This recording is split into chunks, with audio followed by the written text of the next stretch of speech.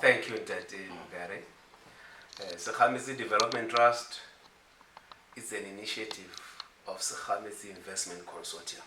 I was lucky enough to be part of the team that saw its establishment, because then I was the director in Sekhametsi Investment Consortium. We also adopted or engaged 2 independent trustees, and that was Me Busau Munyamani and Professor Madilo Machobani. Sekhametsi is a big group. Currently we have about 400 shareholders, individual shareholders and corporates and some groupings.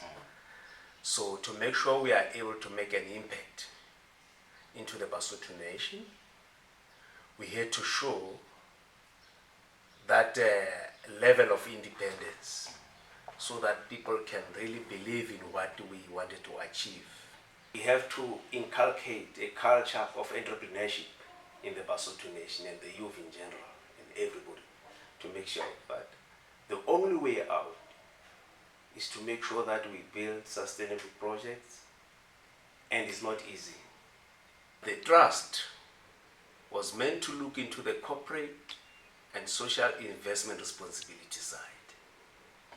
And when we started, the plan was to put 1% of the profits of Sekhametsi Investment Consortium into the trust to be able to achieve the mandate of the trust.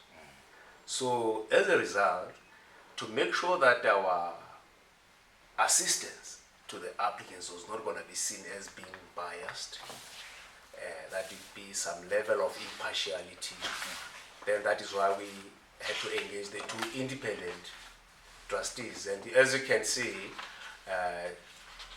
one of them was actually the chairperson, and the other one was the deputy chairperson. So I think we started on a very good note. The trust had to be an independent body that can also take its own decisions, although it's getting then 100% of the monies from the consortium. You'll also realize at some stage, the trust, to try to get some independence, they had to diversify and invested in another company, which is Sekhametsi Properties. I think there was investment of about 100,000 rand then, when they were building the Vodacom Park building. The trust itself. The trust itself. So that was to mitigate against the risk of having to receive funds or donor funds from only one entity. So I think it's important to have that level of diversity and independence. It's not easy, everybody's looking for a job out there. But then it's maybe because it is much harder for them to be creative about which projects, what types of businesses they can look into. And also it comes to the resources. Maybe they don't have the capital backing to do that. I think we realized that amongst the Basotho nation, the levels of poverty were increasing daily, and the quality of life was also degrading. And we felt like as a good corporate citizen, now that's being Sekhametsi Investment Consortium.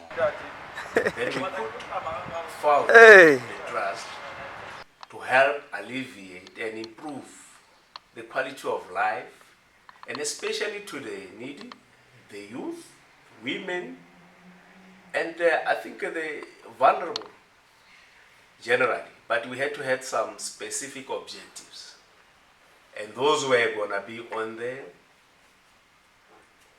sustainability, innovation, and also entrepreneurial development or creativity.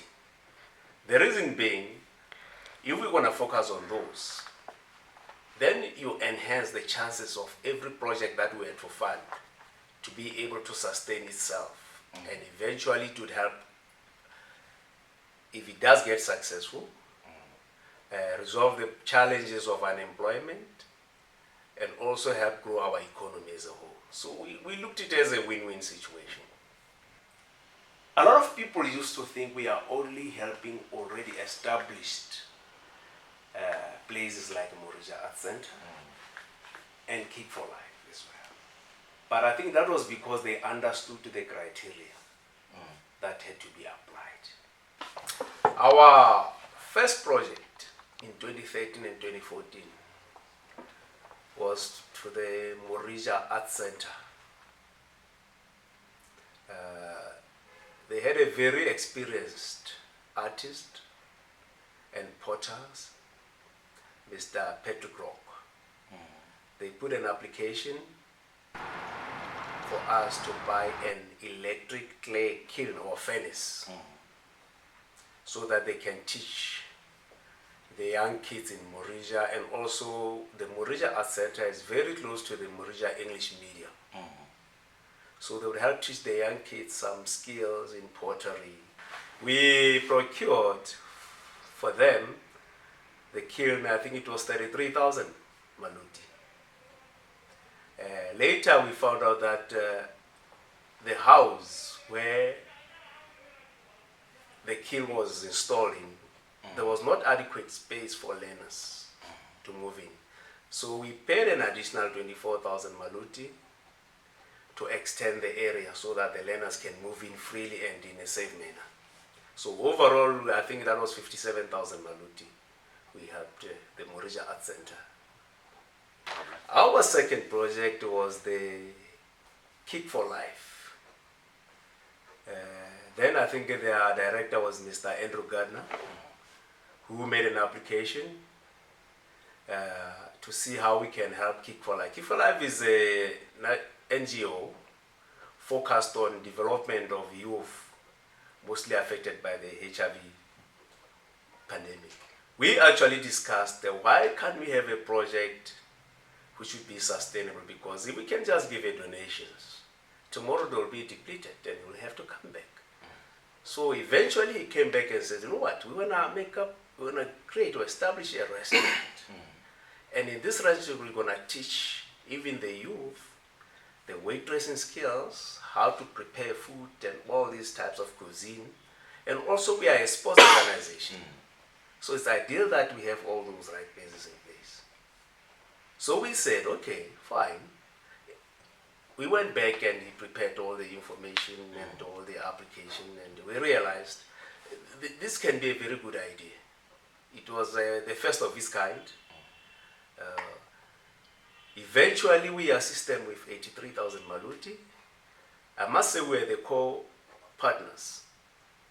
So we are very proud of that moment, because actually that business, within 6 months, it was one of the most popular restaurants locally.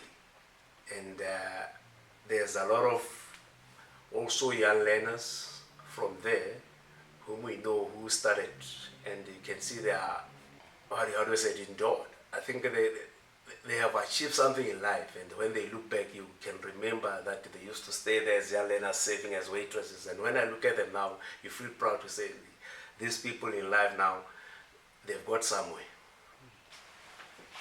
The St. James project was a very ambitious project, which we felt like we would have the most benefit.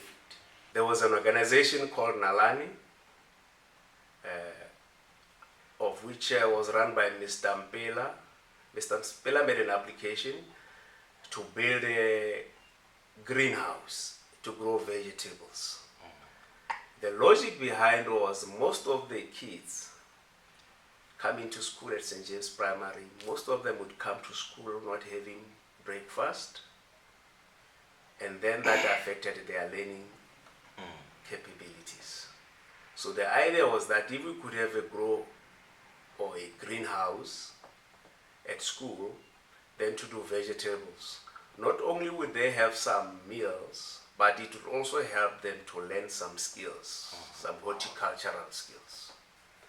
One thing we also realized, it's easy for people to come asking for assistance or donations, but the moment you attach that to the elements of sustainability, entrepreneurial development,